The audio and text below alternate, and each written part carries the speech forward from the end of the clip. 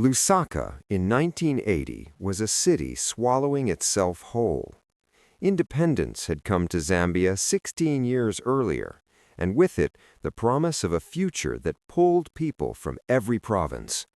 The bus terminals became arteries, pumping young women from the western flatlands into the capital's uncertain heart.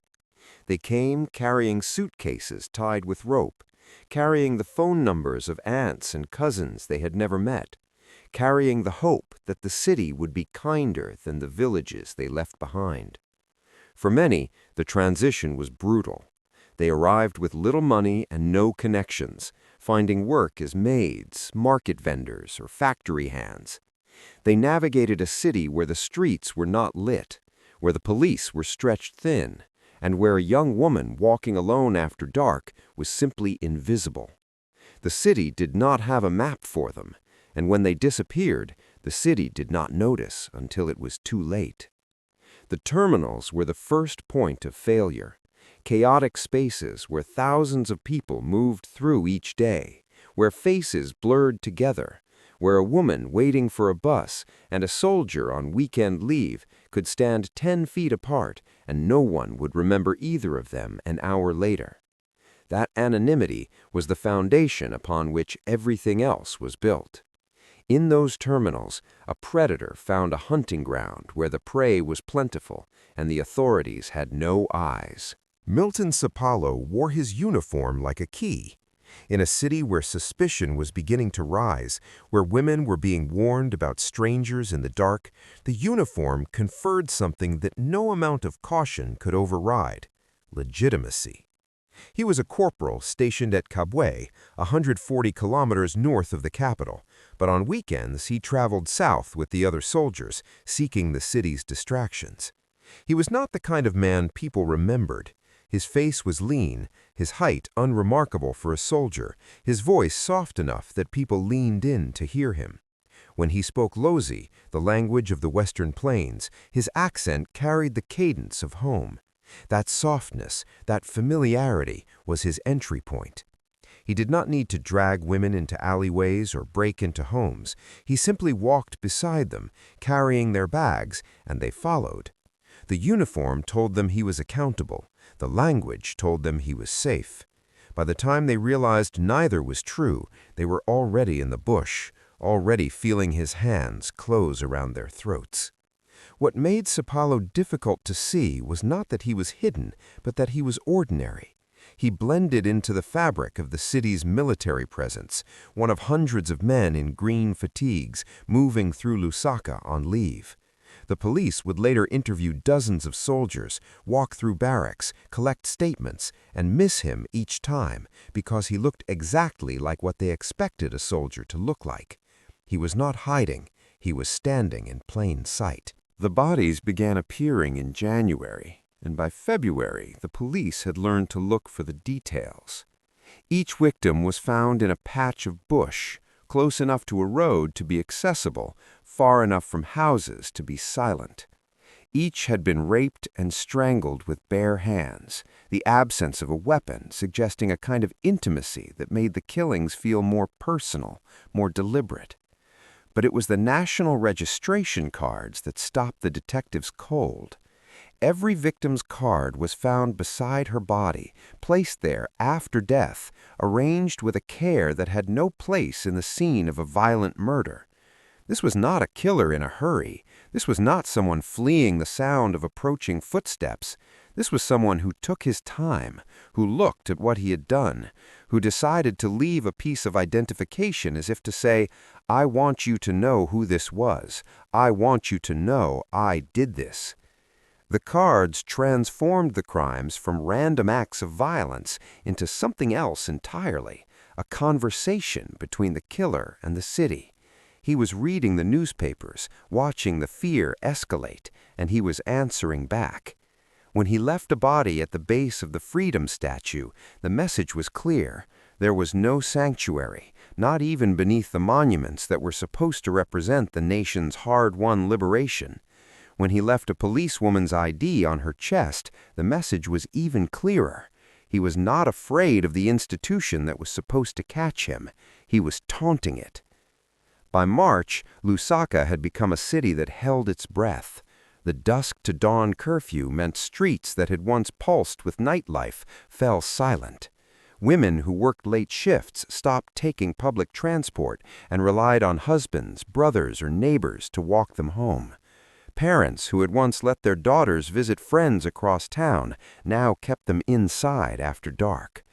The fear was not abstract. It had names. It had faces printed in newspapers, young women, most in their 20s, some still in their teens. Their photographs stared out from front pages that described the locations where they were found, near Manda Hill, near arcades, near Long Acres. The geography of the killings mapped the city in a way that made nowhere feel safe. The police, under immense political pressure, threw resources at the case. Operation Rosemary brought together detectives from across the country, men who had solved murders in towns where everyone knew everyone, now confronting a killer who moved through a city of 800,000 without leaving a trace. They interviewed sex offenders, arrested known criminals, set up roadblocks that stopped every vehicle leaving the city limits. None of it worked. The killer did not fit their categories. He was not a known offender. He was not a drifter passing through. He was a soldier with weekend leave, and every time they tightened their net in one part of the city, he simply walked to another. The investigation was not failing because the police were incompetent. It was failing because they were looking for a monster, and the man they were hunting looked exactly like everyone else. Nora Soko's survival was not a matter of mercy. It was a matter of noise. When the soldier who had walked her from the bus terminal into the Rhodes Park bush began to attack her, she screamed in a way that carried across the darkness to the Zisk Flats, where guards heard her and responded. Sipalo did not stop because he wanted to. He stopped because the sound of approaching voices told him his window had closed. He fled, leaving Nora on the ground, injured but breathing. In the aftermath, she did something that would prove essential. She remembered. She remembered his face, his height, his uniform, the tribal marks on his cheeks, the way he spoke Lozi with an accent that had once made her feel safe. When police brought her to the station days later and asked her to look at the detective's notebook, the description she gave matched exactly what the surveillance officer had written down. For the first time, the police had a composite, not a profile built from wounds and registration cards, but a living account from a woman who had looked into the face of the man who tried to kill her.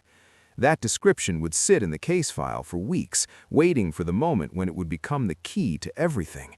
But in those weeks, Sipalo kept killing. The knowledge that someone could describe him did not slow him down. If anything, it seemed to sharpen his focus. He knew they were looking for him now. He knew they had a description, and still, he went back to the terminals. Still, he approached women traveling alone. Still, he walked them into the bush. Josephine Mukatasha arrived at the Lusaka bus terminal on a night in September with her infant child and a woman she had met on the journey. They were both afraid. The curfew meant the streets were empty. The killings meant no woman wanted to be alone. They agreed to sleep at the terminal until the morning buses, to wait out the darkness together. When the soldiers approached, polite and helpful, offering a guest house where they would be safe, both women refused. They had heard the warnings. They had read the newspapers. But when one soldier picked up the other woman's bags and walked away, she followed to retrieve them and disappeared. The soldier who remained turned his attention to Josephine. He was patient. He told her the other woman was already settled, already sleeping at the guest house. He wore a uniform. He spoke with an accent that was not from the city, but from somewhere familiar. Josephine, exhausted, frightened, carrying a child, eventually agreed to go with him. He gave her a drink that she would later describe as having a taste she did not recognize. Then he led her into the bush near Kamwala Secondary School. She remembered hands around her throat, pressure, darkness. She woke at 3 in the morning, her baby crying beside her, her wristwatch and ring gone. She made her way to a nearby house, half-conscious, and told the police what she remembered. And then, when they asked if she would help them catch him, she said yes. She walked back into that terminal days later, knowing the man who left her for dead might be watching. He was. She looked at his wrist and saw her watch. The detectives saw her look. That was all it took. When police entered Sipalo's quarters at Arakan Barracks the day after his arrest, they stepped into a space that had been organized with the same methodical precision he applied to everything else. The room was not chaotic. It was not the lair of a man losing control. It was a repository. Jewelry was arranged in drawers. Clothing, dresses, scarves, shoes was folded and stacked. National registration cards were kept in a small box, separated by name, as if for easy reference.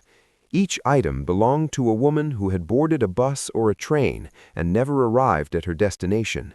Each item was a life reduced to an object, collected and stored by a man who had decided that the women themselves were not enough. The detectives who catalogued those items would later describe the experience as something that stayed with them. They had worked murder cases before. They had seen violence, had stood over bodies, had delivered news to families that no one should have to hear. But standing in that room, surrounded by the possessions of 29 women, they understood for the first time the scope of what they had been hunting. This was not a man who killed in moments of rage or desperation. This was a man who planned, who calculated, who returned to the scene of each murder to collect what he wanted, who kept the cards because they were proof, who folded the clothes because he had time. The room was a record, and when they brought witnesses to identify Sipalo, when Josephine pointed to the watch on his wrist, the room became the evidence that nothing he could say would erase. On the afternoon following his arrest, Sipalo led a convoy of police vehicles across Lusaka. He did not walk like a man who had been caught. He walked like a guide, pointing to patches of bush, to stretches of road near filling stations, to the spaces between compounds where the city's lights did not reach. He showed them where the women had died. He described what he had done in a voice that did not rise or fall, as if he were recounting the events of a routine day. For the detectives who followed him, the tour was a reckoning.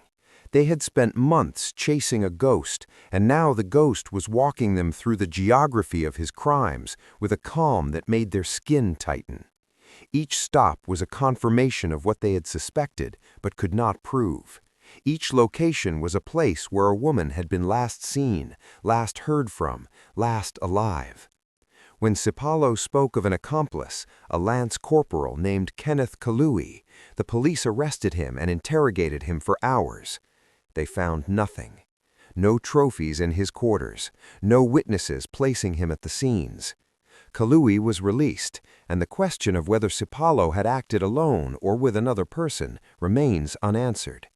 Some investigators believe he invented the accomplice as a final distraction, a way to introduce doubt into a case that had become airtight. Others believe the silence around his activities, the months of evading detection, would have been difficult for one man to maintain without someone who knew what he was doing. What is certain is that Sipalo never offered a full accounting. He showed them where. He never explained why. The Lusaka Central Police Station was not designed for the crowd that gathered outside it on the morning of September 19, 1980. Word had spread through the city that the Strangler was inside, that the man who had terrorized Lusaka for 9 months was finally in custody.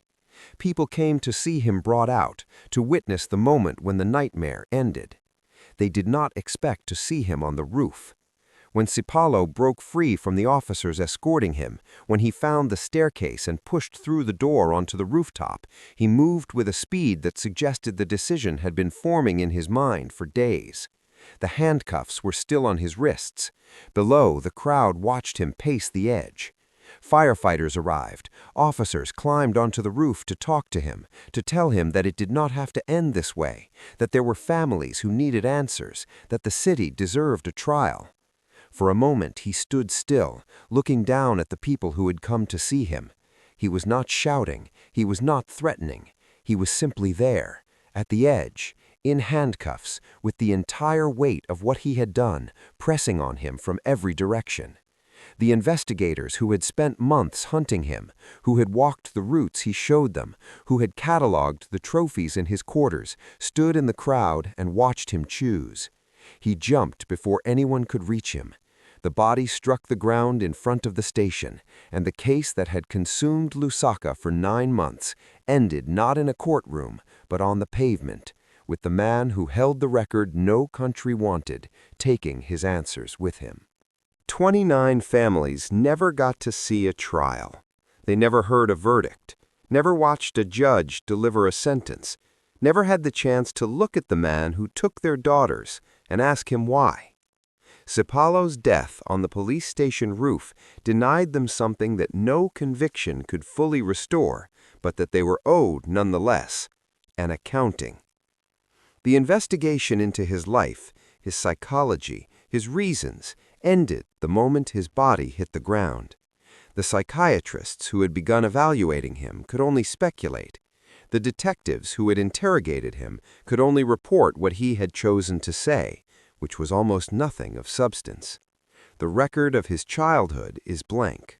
The record of his military service is thin. The record of his 9 months of killing is the only complete document, and it is a document that tells the world what he did without telling the world why.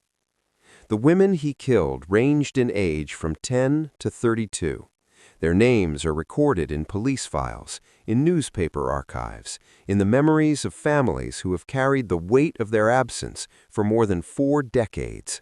Some were students, some were mothers, some were traveling to Lusaka for the first time. Some had lived in the city for years.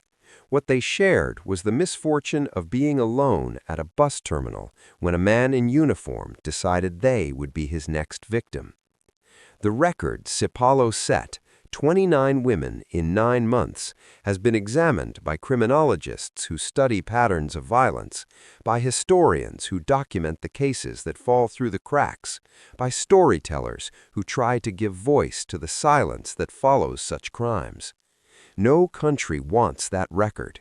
No country claims it, but it exists, and the only way to honor the women whose names are attached to it is to remember them, to say their names, to refuse to let the story end on a roof with a man who chose to stop talking.